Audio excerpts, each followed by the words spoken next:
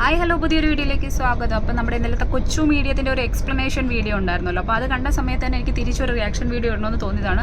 പക്ഷേ എൻ്റെ സമയം അതിന് അനുവദിക്കുന്നതായിരുന്നല്ല. ഞാൻ കാരണം എൻ്റെ വീഡിയോ കണ്ടവർക്കറിയാം ഞാൻ ഇവിടുന്ന് എൻ്റെ നാട്ടിലോട്ട് പോവുകയാണ്. അപ്പം ട്രെയിനകത്തിരുന്ന് അങ്ങനെ ഭയങ്കര പാടായിട്ടുള്ള കാര്യമാണ്. റേഞ്ച് കിട്ടുന്നില്ലായിരുന്നു, അങ്ങനെ കുറേ ഇഷ്യൂസ് ഉണ്ടായിരുന്നു. അപ്പോൾ ഇപ്പോൾ അത്യാവശ്യം കിട്ടുന്ന സ്ഥലമായതുകൊണ്ടാണ് ഞാൻ വീഡിയോ ചെയ്യുന്നത്. അപ്പം വീഡിയോയിലേക്ക് കിടക്കാൻ എന്താ സംഭവം എന്ന് ചോദിച്ചു കഴിഞ്ഞാൽ അതിനകത്ത് വന്നിട്ട് പറഞ്ഞൊരു കാര്യമാണ് എനിക്ക് ഭയങ്കര ഇതായിട്ട് തോന്നിയത്.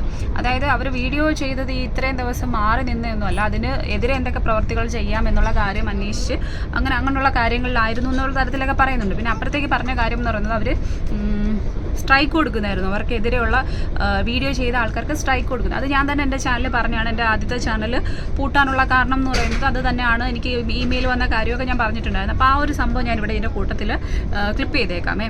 കാര്യം സത്യാവസ്ഥ അറിയണമല്ലോ. പക്ഷേ എനിക്ക് മനസ്സിലാവാത്തൊരു കാര്യം എന്ന് പറയുന്നത് അതിനകത്ത് പറഞ്ഞല്ലോ, ഈ അവർ ഓരോ പ്രവൃത്തികൾ അല്ലെങ്കിൽ സ്ട്രൈക്ക് കൊടുക്കുന്നതുകൊണ്ടും ബാക്കി കാര്യങ്ങളും നിയമ നടപടിയായിട്ടൊക്കെ മുന്നോട്ട് പോകുന്നത് കൊണ്ട് പേടിച്ചിട്ട് കുറേ ആൾക്കാർ വീഡിയോ പ്രൈവറ്റ് ആക്കുന്നു, അല്ലെങ്കിൽ വീഡിയോ ഡിലീറ്റ് ആക്കി കളയുന്നു എന്നൊക്കെ പറഞ്ഞല്ലോ.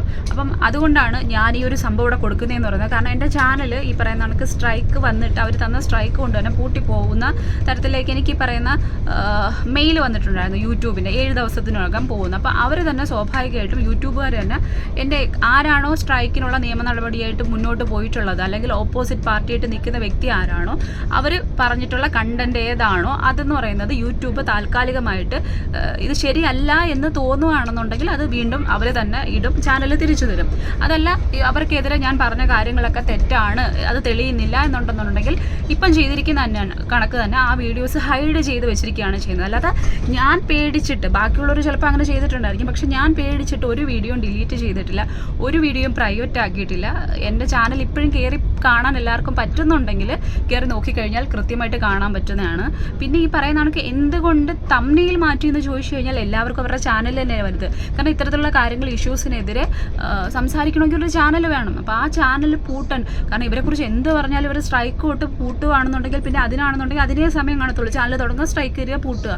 അപ്പോൾ അതുകൊണ്ട് തന്നെ സ്വാഭാവികമായിട്ടും എന്ത് ചെയ്യും, വീണ്ടും വീണ്ടും കാര്യങ്ങൾ സംസാരിക്കാനുള്ളത് കൊണ്ട് തന്നെ അത്തരത്തിലൊരു കാര്യം അല്ലെങ്കിൽ സേഫ് ആയിട്ടുള്ളൊരു കാര്യം ആ വീഡിയോ ചെയ്തിട്ടുള്ള ആൾക്കാർക്കും ചെയ്യേണ്ട, യൂട്യൂബേഴ്സിനും ചെയ്യേണ്ട ഒരു കാര്യമുണ്ട്. അല്ലാതെ അത് അവരെ പേടിച്ചിട്ട് ഈ പറയുന്ന തംബ്നെയിൽ മാറ്റിയൊന്നുമല്ല. അവർ ചെയ്യുന്നത് അത്തരത്തിലുള്ളൊരു പ്രവൃത്തി ആയതുകൊണ്ട് അതിനെതിരെ ചെയ്യാൻ പറ്റുന്ന പ്രവൃത്തി ഇത് മാത്രമാണ്. അതുകൊണ്ടാണ് അത്തരത്തിൽ ചെയ്യുന്നത്. എനിക്കതല്ല മനസ്സിലാവാൻ പറ്റുന്നത് പറയുന്നത്. ഈ തൊലിവിയ എന്ന് പറയുന്ന ഈ സംഭവത്തിൻ്റെ കൊച്ചു മേഡം എന്ന് പറയുന്നത് എപ്പോഴും നമ്മൾ കാണുന്നതാണ്. ഈ യേശുമിശിഹായുടെ രൂപം എടുത്ത് വെളിയിൽ വെച്ചിട്ട് യേശുമിശിഹായെ മാത്രം പറഞ്ഞുകൊണ്ട് ഞാൻ സത്യം മാത്രമേ ചെയ്യൂ, ഞാൻ നല്ലത് മാത്രമേ ചെയ്യൂ, ഞാൻ പറയുന്നത് മൊത്തം ശരിയാണെന്ന് പറഞ്ഞുകൊണ്ടിരിക്കുന്ന അവരാണ് എനിക്ക് സ്ട്രൈക്ക് തന്നിരിക്കുന്നത്. അപ്പം കാരണം അതിൻ്റെ ഓണർ അവരാണല്ലോ. പക്ഷേ അതിനകത്ത് എനിക്ക് മെയിൽ വന്നിരിക്കുന്ന ഒരു അശ്വതി രവീന്ദ്രൻ എന്നോ രാമചന്ദ്രൻ എന്നോ അങ്ങനെ എന്തോ ഒരു ഹിന്ദു നെയിമാണ് വന്നിരിക്കുന്നതെന്ന് പറയുന്നത്. അപ്പം അതൊരിക്കലും ക്രിസ്ത്യൻ നെയിമായിട്ട് എനിക്ക് തോന്നുന്നില്ല. അങ്ങനെയല്ലല്ലോ വരേണ്ടുള്ളത്. അപ്പോൾ ഇപ്പോഴാണ് കാര്യം മനസ്സിലായെന്ന് പറയുന്നത്. അതായത് അവർ ശരിക്കും പറഞ്ഞു കഴിഞ്ഞാൽ ഒരു ഹിന്ദു ആയിരുന്നില്ലേ, അപ്പം ക്രിസ്ത്യൻ ആയിരുന്ന അവിടേക്ക് വന്നു കൂടിയതാണെന്ന് കഴിഞ്ഞ ദിവസം ആ ഇമെയിൽ കറക്റ്റായിട്ടൊന്ന് ചെക്ക് ചെയ്തപ്പോഴാണ് മനസ്സിലായെന്ന് പറയുന്നത്. അപ്പം എപ്പോഴും ആ യേശുവിൻ്റെ പിടിപാടിൽ നിന്നുകൊണ്ട് എന്തുകൊണ്ടാണ്, താൻ ജനിച്ചൊരു മതമല്ലല്ലോ, അപ്പോൾ അതുകൊണ്ടായിരിക്കും ഒരു പക്ഷേ വേറൊരു മതത്തിൽ ചെന്ന് കയറിയെങ്കിൽ പോലും ആ ദൈവത്തിനെ അത്രയും ബഹുമാനിക്കാത്തത് കൊണ്ടായിരിക്കണമല്ലോ ഒരു പക്ഷേ ഇങ്ങനെ ആ ദൈവത്തിനെ വിളിച്ച് പറഞ്ഞുകൊണ്ടേയിരിക്കുന്നത്. ഒന്ന് മാത്രമേ പറയാനുള്ളൂ, ഇവളെന്താണ് ചെയ്യുന്നതെന്ന് പിതാവേ ഇവളറിയുന്നില്ല, ഇവളോട് ക്ഷമിക്കണമേ, ഇത്രയും മാത്രമേ പറയുന്നുള്ളൂ. പിന്നെ കുറേയധികം കള്ളത്തരങ്ങൾ വിളിച്ച് പറയുന്നുണ്ടായിരുന്നു. അതിനുള്ള എല്ലാം വേറൊരു ചാനലിൽ പറയുന്ന വ്യക്തി അറിയാവുന്നതാണ്, ഷെഫീന ബീവി എന്ന് പറയുന്ന ആ ചേച്ചിയുടെ ചാനൽ കൃത്യമായിട്ട് തെളിവുകളടക്കം പറയുന്നുണ്ടായിരുന്നു. ഇവർ കള്ളം പറയുന്നതിനൊന്നും നമുക്ക് തെളിവില്ലല്ലോ. അപ്പോൾ ആ ഒരു ചാനലിൽ കയറി നോക്കിക്കഴിഞ്ഞാൽ അല്ലെങ്കിൽ അത് കണ്ടവർക്ക് കൃത്യമായിട്ട് മനസ്സിലാക്കാൻ പറ്റും അവർ അഡ്വക്കേറ്റ് അല്ല, കള്ളം പറഞ്ഞതാണ് എന്നുള്ള രീതിക്കൊക്കെ കുറേ കാര്യങ്ങൾ പറഞ്ഞത്, കുറേ കള്ളത്തരങ്ങൾ. പിന്നെ അവരെപ്പോഴും പറയുന്നൊരു കാര്യമുണ്ടല്ലോ, അതൊക്കെ കഴിഞ്ഞ വീഡിയോയിലൂടെ ആ ഒരു വീഡിയോ കണ്ടു കഴിഞ്ഞാൽ മനസ്സിലാക്കാൻ പറ്റും. ഞാൻ രണ്ടുപേരും പറയുന്ന കാര്യമാണ്, ഞങ്ങൾക്ക് നാട്ടുകാരുടെ ഭയങ്കരമായിട്ടുള്ള സപ്പോർട്ടുണ്ട്, അങ്ങനെയാണ് വീഡിയോ തുടങ്ങുന്നത്. അവരുടെ വായിൽ നിന്ന് തന്നെ വരുന്നൊരു വീഡിയോ ഇന്നലെ അതിനകത്തൊരു ക്ലിപ്പ് വന്നിട്ടുണ്ട്. അതായത് നാട്ടുകാർ തന്നെ പറഞ്ഞുകൊണ്ട് നടക്കുന്നത്, അവിടെ നടക്കുന്നത് യഥാർത്ഥത്തിലുള്ള കച്ചവടമല്ല, മറ്റു തരത്തിൽ ആ വാക്കൊന്നും ഞാൻ പറയുന്നില്ല.